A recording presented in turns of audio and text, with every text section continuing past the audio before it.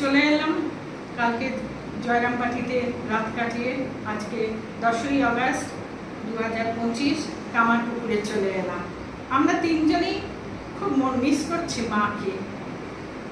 আমি তাই জন্য একটা লিখলাম কবিতা, জন্মদিনে এলাম আমরা কামারপুকুরে, মা মনে পড়ছিল তোমার কথা প্রতি ক্ষণে ক্ষণে। জানি তুমি আছো সারাক্ষণ আমাদের সাথে, আজও তোমাকে দেখতে পাই ঘুমিয়ে প্রতি রাতে। জানো মা, স্নেহাস তোমার কথা বলছিল, গতবারে জয়রামবাটিতে নানি বিবেকানন্দ ধামে ছিল। প্রত্যেক মুহূর্তে তোমার কথা মনে হচ্ছে আমাদেরকে।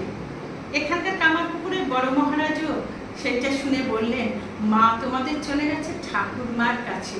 তাই মাকে যতবার মনে পড়বে জয়রামবাটির মাকেও, কেন সেই মায়ের মধ্যেই তো তোমাদের মা আছেন, সবার মা আছেন, আর প্রত্যেকটি মায়ের মধ্যেই তো সেই মাই বিরাজ করছে।